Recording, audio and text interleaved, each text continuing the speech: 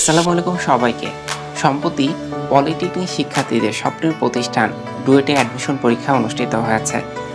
ইতিমধ্যে ফলাফল প্রকাশিত হয়েছে, কিন্তু বহু শিক্ষার্থী কাঙ্ক্ষিত রেজাল্ট পাননি এবং বহু শিক্ষার্থীর কিন্তু ডুয়েটে অ্যাডমিশন হয়নি। তবে আপনাদের হতাশ হওয়ার কিছু নেই, আপনাদের জন্য দারুণ একটি সুযোগ নিয়ে আজকের ভিডিওতে মূলত আলোচনা করব। তবে চলুন ভিডিওটি শুরু করা যাক। এবছর ডুয়েটে মোট 10টি ডিপার্টমেন্টে 750টি সিটের বিপরীতে প্রায় 6423 জন শিক্ষার্থী কিন্তু অ্যাডমিশন পরীক্ষায় অংশগ্রহণ করেছেন। এদের ভিতরে শুধুমাত্র 750 জন শিক্ষার্থী কিন্তু চান্স পেয়েছে। এখন যারা চান্স পায়নি তারা কি মেধাবী শিক্ষার্থী না? আমাদের অনেকেরই ধারণা থাকে বা আমরা যারা চান্স পাই না তাদের কিন্তু মনে হয় যে আমরা মেধাবী শিক্ষার্থী না, বা আমাদের দিয়ে কিছু হবে না, বা আমরা কিছু করতে পারবো না। কিন্তু বিষয়টা মোটেও কিন্তু তা না। সারা বাংলাদেশের সবচাইতে মেধাবী শিক্ষার্থীরাই কিন্তু ডুয়েট অ্যাডমিশন পরীক্ষার জন্য গাজীপুরে এসে থাকে প্রায় 6 থেকে 9 মাস, এবং কোনো কোনো ক্ষেত্রে যারা সেকেন্ড টাইম অ্যাডমিশন দেয় 1 থেকে 1.5 বছর পর্যন্ত সময় তারা এই পরীক্ষার জন্য প্রিপারেশন নিয়ে থাকে।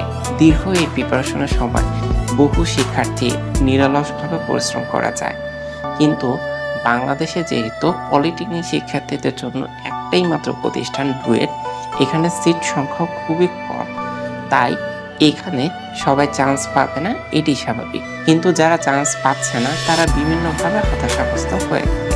তবে হতাশার কিছু নেই, যারা ডুয়েটে চান্স পাননি তারা ডুয়েটের মতোই পাবলিক ইউনিভার্সিটিগুলোতে কিন্তু পড়াশোনার সুযোগ পাবে।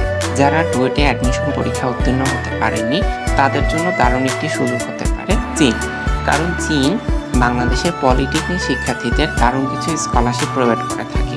আপনি যদি আইএলটিএস বা ডুওলিঙ্গো দিয়ে থাকেন এবং আইএলটিএস এর ন্যূনতম 6.5 এর উপর স্কোর তুলতে পারেন, সেক্ষেত্রে কিন্তু আপনি চায়নার টপ র্যাঙ্ক পাবলিক ইউনিভার্সিটিগুলোতে ফুল ফ্রি স্কলারশিপের জন্য আবেদন করতে পারেন। আমি যদি টাইপ এ এর কথা বলি, টাইপ এ ক্যাটাগরিতে আপনি টিউশনটা 100% ফ্রি পাবেন, হোস্টেলটাও 100% ফ্রি পাবেন, সেই সাথে আপনি মাসিক উপবৃত্তি পাবেন 8 থেকে 28,000 টাকা। এখন যাদের কোনো ইংলিশ প্রফিসিয়েন্সি থাকবে না বা আইএলটিএস বা ডুওলিঙ্গো থাকবে না, তারা কি স্কলারশিপের জন্য আবেদন করতে পারবেন না? তারাও স্কলারশিপের জন্য আবেদন করতে পারবেন। তারা টাইপ বি ক্যাটাগরিতে স্কলারশিপের জন্য আবেদন করতে পারবেন, যেখানে আপনি টিউশনটা ফুল ফ্রি পাচ্ছেন এবং হোস্টেলটা পাচ্ছেন 100% ফ্রি। তবে আপনার যদি ইংলিশ প্রফিসিয়েন্সি সার্টিফিকেট থাকে, আপনি এই ধরনের স্কলারশিপের জন্য একটু এগিয়ে থাকবেন, যেহেতু বর্তমানে চায়নাতে প্রচুর পরিমাণে শিক্ষার্থী যাচ্ছে এবং প্রচুর কম্পিটিশন। এর জন্য আপনার যদি যে কোনো একটি ইংলিশ প্রফিসিয়েন্সি সার্টিফিকেট থাকে তাহলে আপনি অন্যদের তুলনায় এগিয়ে থাকবেন। যাদের রেজাল্ট তুলনামূলকভাবে একটু খারাপ এবং যাদের আইএলটিএস বা ডুওলিঙ্গো কিছুই থাকবে না, আপনারা টাইপ সি ক্যাটাগরি স্কলারশিপের জন্য আবেদন করতে পারেন। পার্শিয়াল এই স্কলারশিপে আপনি কিন্তু টিউশনটা শতভাগ ফ্রি পাবেন, অথবা টিউশনটা 50% ফ্রি পাবেন, এবং হোস্টেলটা আপনাকে পে করতে হবে। হোস্টেল ফি আপনাকে বাৎসরিক 40,000 থেকে 1 লক্ষ টাকা পর্যন্ত পে করতে হবে। সেই হোস্টেল ফিটাও কিন্তু তুলনামূলকভাবে অনেক কম। বাৎসরিক যদি 1 লক্ষ টাকাও হয়, আপনাকে মান্থলি মাত্র 8 থেকে 10,000 টাকা পে করতে হবে। প্রতি বছর বাংলাদেশ থেকে অসংখ্য পলিটেকনিক শিক্ষার্থীরা কিন্তু চায়নাতে উচ্চশিক্ষার জন্য যাচ্ছে। বাংলাদেশ থেকে যে কোনো দেশে উচ্চশিক্ষার জন্য যাওয়ার ক্ষেত্রে চায়না কিন্তু সবচাইতে কম খরচে যাওয়ার সুযোগ দিচ্ছে।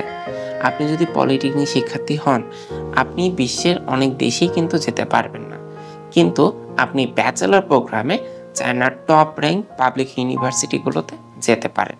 আপনি চায়নার যেসব ইউনিভার্সিটিতে স্কলারশিপের জন্য আবেদন করবেন সেগুলো কিন্তু পাবলিক ইউনিভার্সিটি বা সরকারি ইউনিভার্সিটি। এক একটা ইউনিভার্সিটির বয়স প্রায় 50 থেকে 100 বছর, কোনো কোনো ইউনিভার্সিটির বয়স প্রায় 200 বছর। এই ইউনিভার্সিটিগুলো হচ্ছে বিশ্বের টপ র্যাঙ্ক ইউনিভার্সিটি।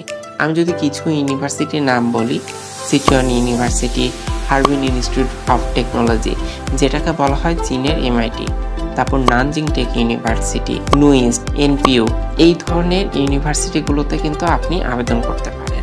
এগুলো ছাড়াও বেশ কিছু ইউনিভার্সিটিতে কিন্তু আপনি স্কলারশিপের জন্য আবেদন করতে পারেন। প্রতিটা ইউনিভার্সিটির পড়াশোনার মান কিন্তু ওয়ার্ল্ড ক্লাস, এবং প্রতিটাই ইংলিশ মিডিয়ামে আপনাকে কিন্তু পড়াবে। সম্প্রতি আমি চায়নার বিভিন্ন ইউনিভার্সিটি কিন্তু ভিজিট করেছি। এক একটা ইউনিভার্সিটির ল্যাব ফ্যাসিলিটিস, খেলার মাঠ এবং অন্যান্য অবকাঠামো দেখে আমি কিন্তু মুগ্ধ হয়েছি। এক একটি ইউনিভার্সিটিতে প্রায় 20 থেকে 30 রকমের শুধুমাত্র খেলাধুলার ফ্যাসিলিটিস থাকে। সেই সাথে তাদের ল্যাব, অন্যান্য যে ফ্যাসিলিটিসগুলো রয়েছে সেগুলো বাংলাদেশে বসে কিন্তু আমরা কল্পনাই করতে পারি না। চায়না বর্তমানে বিশ্বের 1 নাম্বার অর্থনৈতিক পরাশক্তিতে রয়েছে, আর এটার পিছনে অন্যতম গুরুত্বপূর্ণ কারণ হচ্ছে তাদের এডুকেশন সিস্টেম। তারা পড়াশোনার দিক থেকে অন্যান্য যে কোনো দেশের তুলনায় অনেক বেশি এগিয়ে। আপনি যদি ডুয়েটে চান্স না পেয়ে থাকেন, আপনার জন্য চীন কিন্তু খুব ভালো একটা অপশন হতে পারে। আপনি চীনে 2026-এর মার্চ অথবা সেপ্টেম্বর ইনটেকের জন্য আবেদন করতে পারেন। তার জন্য এখনই নিজেকে প্রস্তুত করতে হবে। আপনি যদি নিজেকে এখনই প্রস্তুত করেন, তাহলে চায়নার টপ র্যাঙ্ক ইউনিভার্সিটিগুলোতে কিন্তু স্কলারশিপের জন্য আবেদন করতে পারবেন।